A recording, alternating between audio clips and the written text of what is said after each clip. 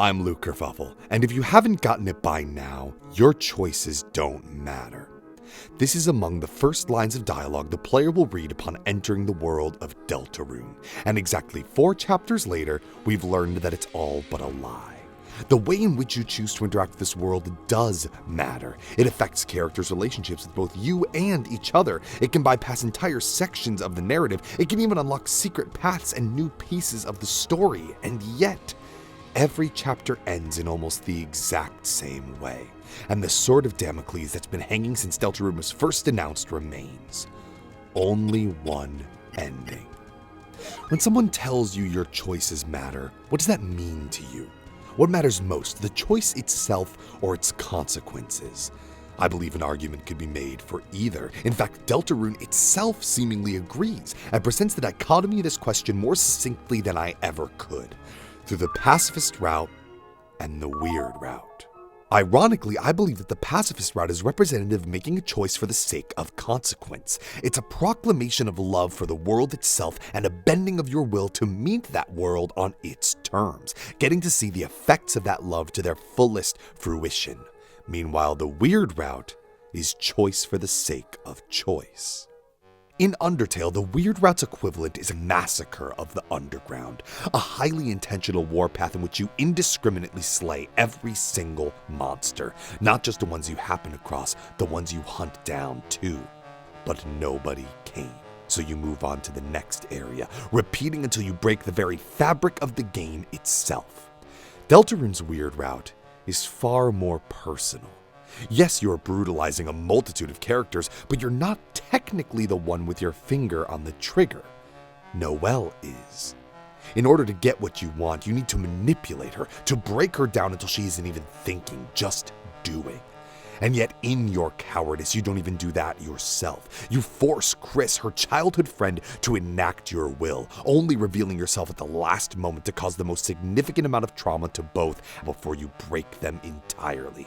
Deltarune is a story of love. The weird route is a story of abuse. The forbidden path began with ice magic. Forbidden is a fascinating word choice because for something to be forbidden means that it is not allowed. But the weird route is quite allowed. Nothing is stopping you from loading up Chapter 2 right now and forcing Noelle to freeze half a Dark World's population. And why is that? Undertale is a game which is fascinated with being a game. Game mechanics exist in universe, such as saving and loading being abilities of the human soul. But the game doesn't often make it explicitly clear that you, the player, are always present.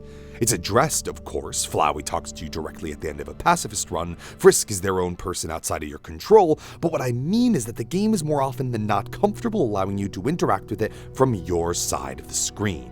By gamifying the game mechanics, it establishes that you exist there and it exists here.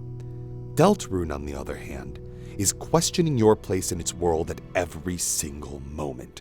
And it started doing so the instant you opened the game. Name your vessel. Your own name. Of course, they are the same. This is the response you get if you enter the same name for your vessel and yourself.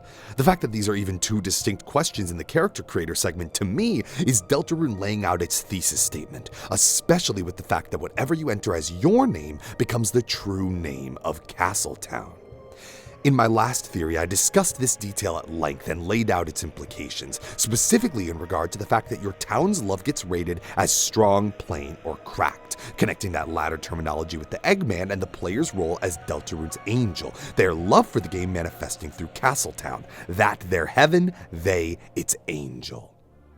But in this video, I want to discuss that terminology specifically. Deltarune, the religion, has an angel, not a god, just an angel. With his religion borrowing so heavily from the ideology of Christianity, I find this distinction very interesting. Because in Christian belief, there are countless angels, an innumerable amount, all existing in a hierarchy serving one entity, God. Why is Deltarune's one entity an angel? I think it's because of us. I believe that the angel is singular because the player is singular. Only one person is actively in control of any given copy of Deltarune at any given time. The angel is representative of you and you alone, but there are countless other angels, all the entity of their own copy of Deltarune. But like the Christian interpretation of angels, I believe we are not the highest power, as like those angels, we are interacting with something which we did not create on behalf of its creator. If we, the player, are an angel, the developer is a god. I believe that Deltarune is not only an exploration of an audience's relationship with art and vice versa, but of the artist's role in that relationship as well. I highly doubt that Deltarune will end up simply retreading Undertale's message, exploring why the player alone makes the choices they do. I think that Deltarune intends to question its creator's culpability, why these choices exist in the first place. The Forbidden Path began with ice magic. I believe this one line, that one word, gives us more information on the weird route than any of us initially realized. It exists in a game within the game, a game in which we control Chris controlling another Chris, again begging the question, who's really in control? In this moment, there are 3 layers of power. Hero's sword inside the game, representative of Chris himself with the controller, representative of the player, and the actual player, representative of that which is above even them. Naturally, one would assume this to be the creator, but as we know all too well, there is another observer more directly involved with the events of Deltarune who I believe this to be an analog for: the voice at the beginning of the game. Whenever this voice speaks to us, it uses a typeface with an assigned value of 666.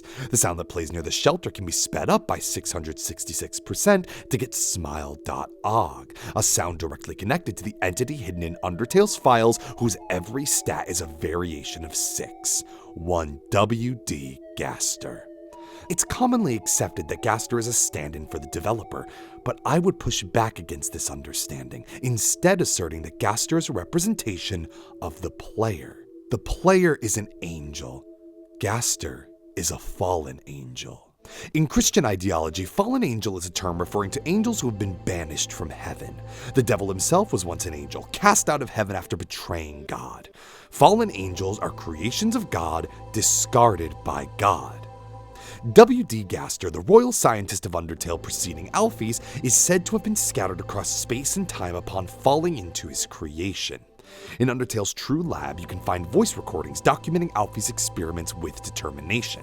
These entries are labeled 1 through 21, but the 17th is suspiciously missing. Alphys' 17th entry used to exist unused in the game's code, but was patched out entirely, leaving only this. Entry number 17. Dark. Darker yet darker. The darkness keeps growing, the shadows cutting deeper. Photon readings negative.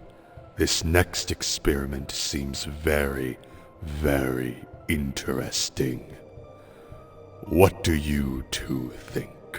Not only was this kept in the game's code after the deletion of Alphys, it was even translated for the game's Japanese localization. It's clearly meant to be there.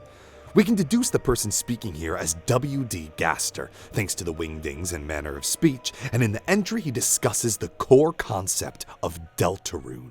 Shadows cutting deep? That's a direct quote from Deltarune's hymn in Chapter 4, and the Dark Worlds are described as being darker than dark by Relsei. It's believed that Gaster is talking about discovering dark fountains in Undertale, but I believe that at this moment he's actually talking about discovering Deltarune itself. The fact that this is entry 17, superseding even Alphys' own entry 17, implies this is not something recorded long ago. I think Gaster is taking advantage of the player's curiosity regarding the unused 17th entry, leaving his own message in its place so when the player goes to look for it, they'll find his. We already know Gaster has a connection to the code itself, so this would be well within his power to do. In Deltarune, beginning to see the truth of reality is even described by Sham as their view of the world becoming darker yet darker. That's why Gaster says this next experiment. He now views his own world as just a game, an experiment, so of course he would view Deltarune as the subsequent experiment. And when he says, "What do you two think?" he's not referring to any characters in universe.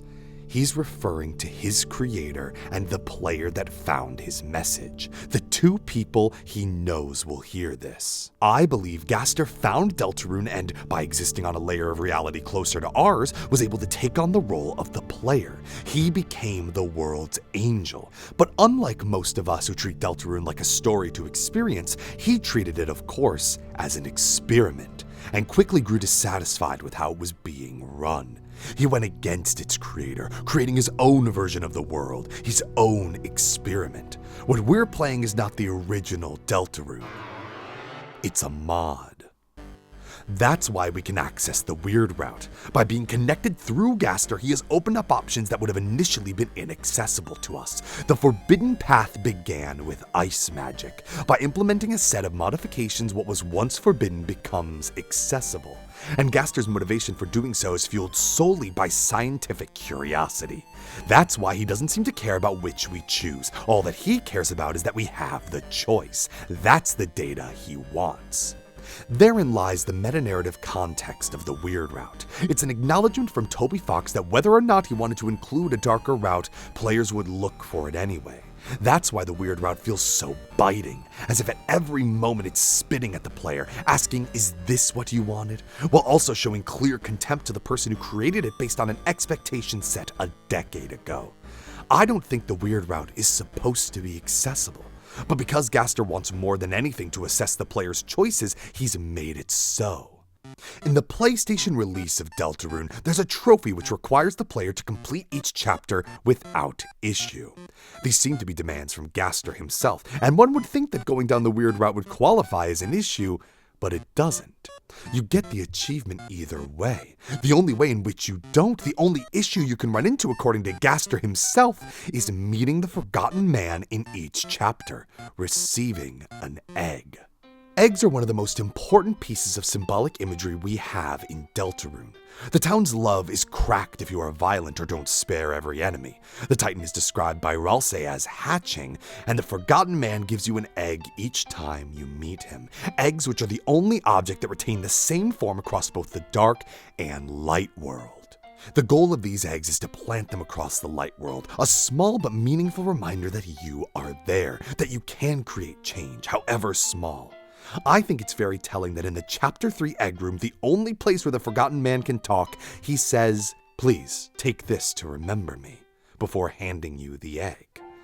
I personally subscribe to the theory propagated by the Bee's Knees that the Forgotten Man is a stand-in for Toby Fox himself, and I think that idea elevates this theory. By isolating the creation, going against the creator's intent, Gaster has created the Forgotten Man. But by seeking him out, we can remember. We can make that meaningful change, proclaiming our love for the world he created while still defining our own unique interpretation of the work. You can seek and find these eggs no matter your choices in every chapter of Deltarune, except for one, Chapter 2. The only way you can lock yourself out of collecting every egg is to begin the weird route. If you start Snowgrave, you are guaranteed to complete Chapter 2 without issue. Thanks for watching.